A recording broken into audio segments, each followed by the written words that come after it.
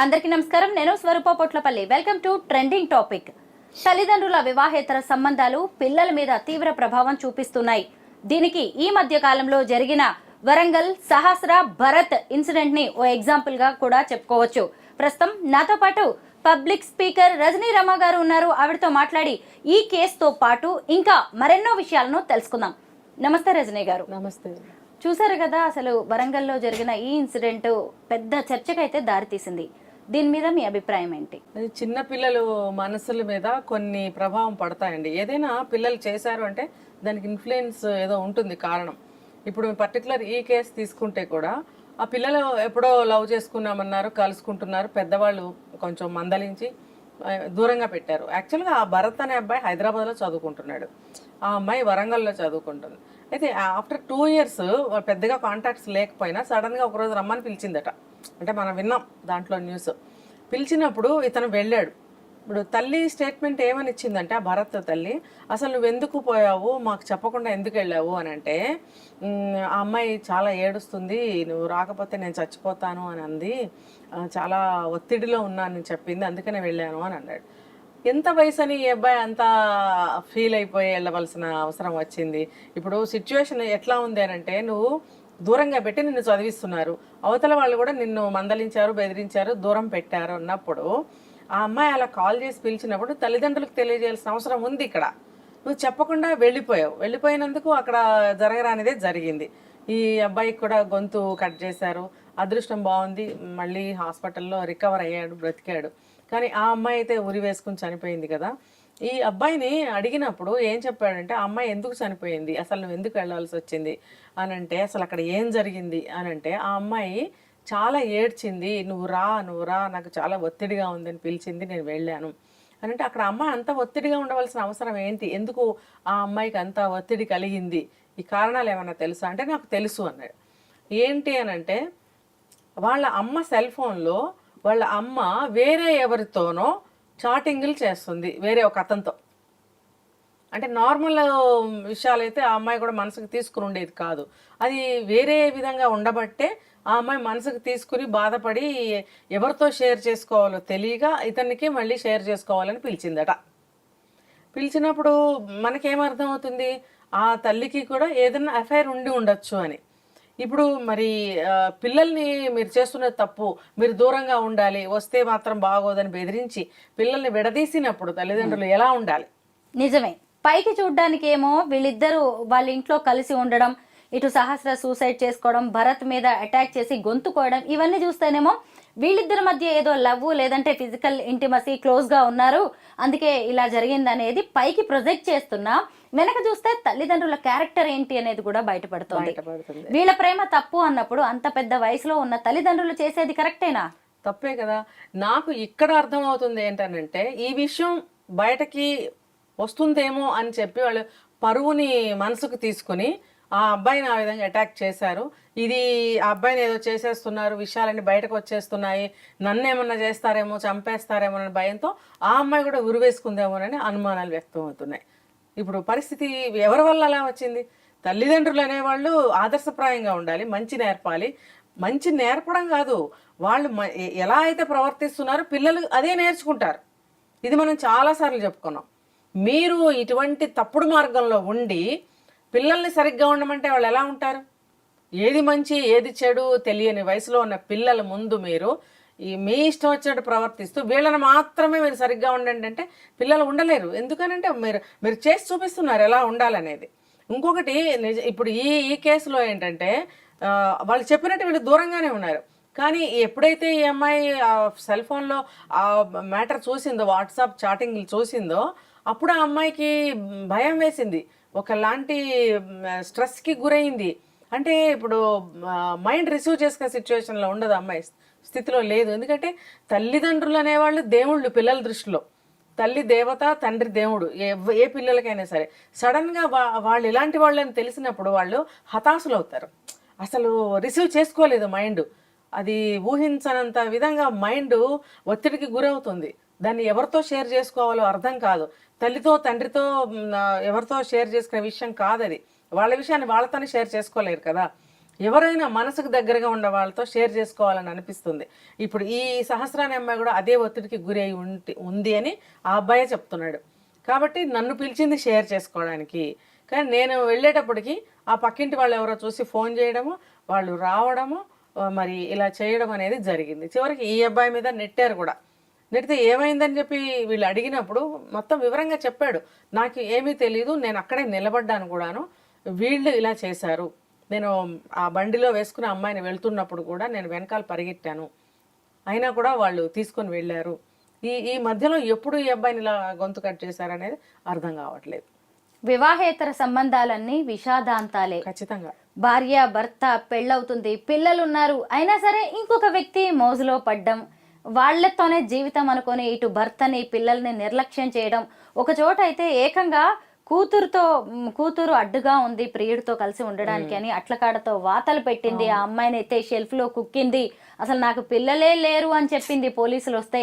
ఇలా ఎందుకు రజనీ గారు దీన్ని ఎలా చూడాలంటారు? క్షణిక సుఖం కోసం చేస్తున్నారా, లేదంటే ఉన్న భర్తతోనో లేదంటే ఉన్న పార్ట్నర్తో సరిగ్గా హ్యాపీనెస్ లేక ఇలాంటి ఇంకొక దారిలోకి వెళ్తున్నారంటారా? ఇప్పుడు కొన్ని చట్టాలు వచ్చిన దగ్గర నుంచి ఈ విపరీతాలు ఎక్కువైపోయాయండి. ఏంటంటే మేము చేసేదానికి అడ్డు లేదు, అడ్డు ఉండదు అన్న అభిప్రాయంతో ఇలాంటి పనులు నిర్ణయాలు తీసుకోవడం, ఇలాంటి పనులు చేయడం జరుగుతుంది. దానికి ఈ పిల్లలు అడ్డమైపోతున్నారు.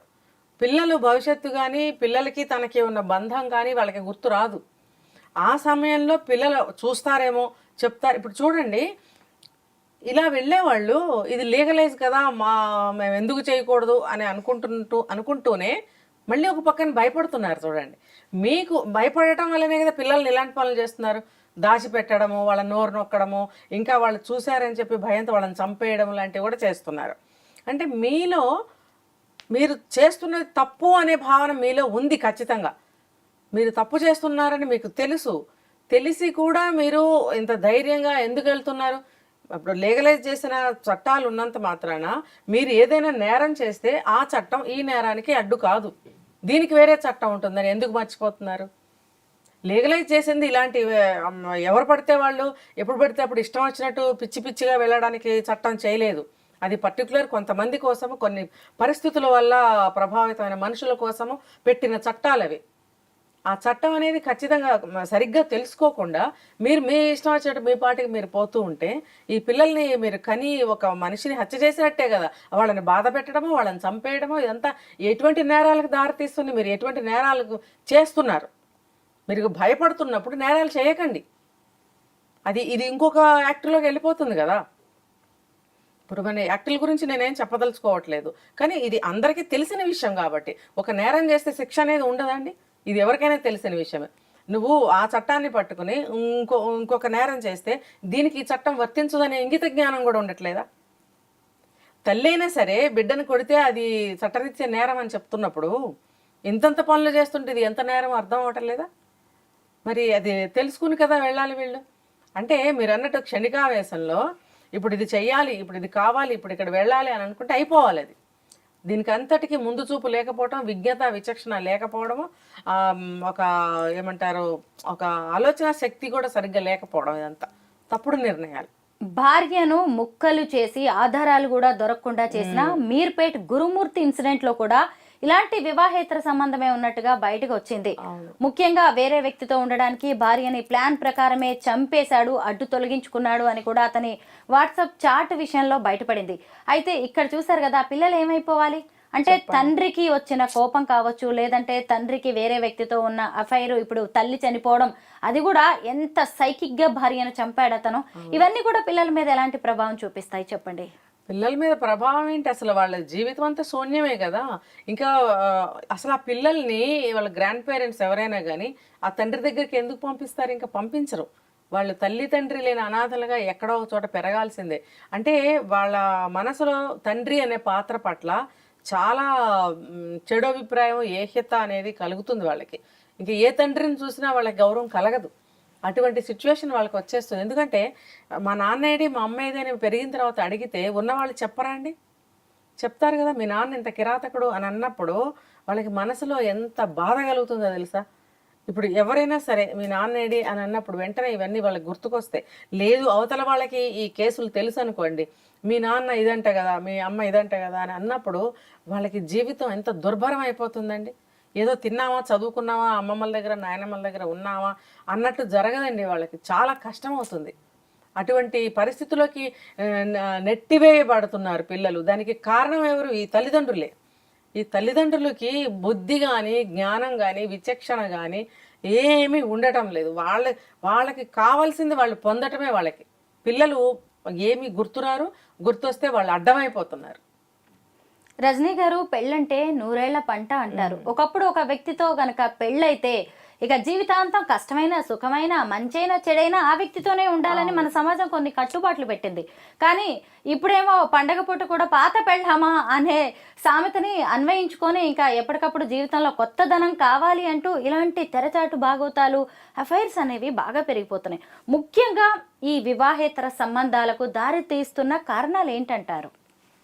కారణాలు ఇంట్లో ఒకళ్ళ మీద ఒకళ్ళకి సరైన ప్రేమాభిమానాలు లేకపోవడం అండి. ఫస్ట్ ఆఫ్ ఆల్ నేను చూస్తున్నాను, ఒక కాంట్రాక్ట్ బేస్ మీదే ఉంటున్నారు. కాంట్రాక్ట్ కనుక రాసుకుంటే అగ్రిమెంటు, కాంట్రాక్ట్ ప్రకారంగా నడుచుకుంటూ ఉంటారు కదా, అలాగా ఉంటున్నారు అనమాట. ఏదో ఉద్యోగాలు చేసుకుంటారు, సంపాదిస్తారు, పిల్లలకి పెడుతుంటారు, ఇది ఈరోజు పని ఉందని బయటకు వెళ్తారు, వస్తారు, బయట తింటారు, వస్తారు, ఇలాగా జరుగుతుంది. కానీ అసలు మనసులు కలవటం లేదు. మనసులు కలవటం లేదు.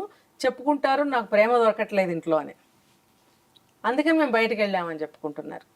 పెళ్లి చేసుకుంటారు. పెళ్లి చేసుకున్న రోజు నుంచి కూడా పాజిటివ్ లుక్స్ కానీ, పాజిటివ్ థింకింగ్ కానీ, ఇంకా ఏమి పాజిటివ్గా ఉండటం లేదు వాళ్ళ మధ్యన. ఏది చూసుకున్నా సరే, ఏంటి ఇలా చూస్తుంది, అదేంటి అలా చూస్తున్నాడు, లేకపోతే నేనేదో అబ్బా అన్నాను నా వైపు చూడట్లేదు, అబ్బా అంటే నేను ఆ వైపు చూడాలా, ఇలా సేమ్ టైంలో సేమ్ అభిప్రాయాలు చూడండి ఎలా ఉన్నాయో అని. అబ్బాయి వైపు అమ్మాయి వైపు అభిప్రాయాలు అంటే చిన్న ఎగ్జాంపుల్ చెప్తున్నాను నేను. ఇది ప్రేమగా లేని వాళ్ళు లేరంటే ఉన్నారు, ప్రేమగా లేని వాళ్ళ సంగతి నేను చెప్తున్నాను.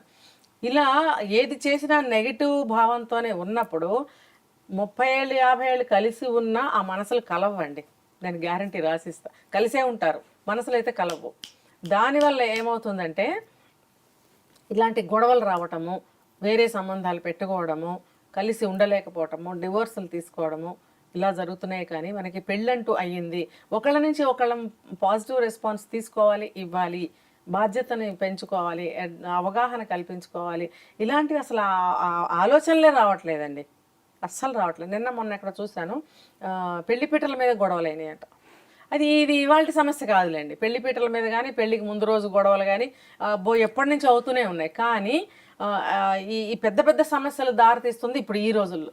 ఆ రోజుల్లో ఎలాగో సర్ది పెట్టేసుకుని అయింది, ఏదో అయిపోయింది, ఏదో తప్పు వాళ్ళ వైపు జరిగింది, వీళ్ళ వైపు జరిగింది అని సరిపెట్టేసుకుని కలిపేసుకుని మామూలుగానే నడుస్తున్నారు. ఇప్పుడు అలా ఉండట్లేదు. దానికి తగ్గట్టు కొన్ని సినిమాలు వస్తున్నాయి కదా. ఆ సినిమాలు వచ్చినప్పుడు మనం ఒక సినిమా చూసాము, హీరోయిన్ పెళ్లిపీటల మీద ఏదో చిన్న పెళ్ళి అయిన తర్వాత చిన్నగా ఏదో పెద్దవాళ్ళ తరఫు నుంచి ఏదో ఒక అబ్జెక్షన్ వచ్చినప్పుడు కోపం మీద కొట్టడం జరుగుతుంది. ఆ కొట్టడం పెళ్లి కొడుకు తరఫున వాళ్ళ మీద చేయి చేసుకోవటం ఎంత జరుగుతుంది. అక్కడే విడిపోయి ఎవరింటికి వెళ్ళిపోతారు. ఇంకా ఇంటికి వెళ్ళటం కూడా ఏమి లేదు, అత్తగారింటికి వెళ్ళటం ఏమీ లేదు.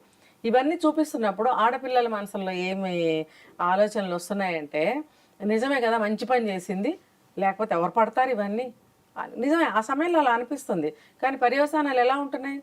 పెద్దవాళ్ళు కల్పించుకుని ఇవి మేము చూసుకుంటాము, ఇవన్నీ సహజంగా జరుగుతుంటాయి, ఏం లేదులే మనం అడ్జస్ట్ చేసేసుకుందాము అని అనుకోగలిగినట్టయితే, అనుకుని మనం దాన్ని సరిచేసుకున్నట్టయితే ఈ పిల్లలు భార్యాభర్తల మధ్యన ఇలాంటి అభిప్రాయాలు లాంగ్ టైం నడవకుండా ఉంటాయి. అక్కడే ఆగిపోయి మర్చిపోతారు కొద్ది రోజులకి, వీళ్ళు కొత్త సంసారంలో పడి.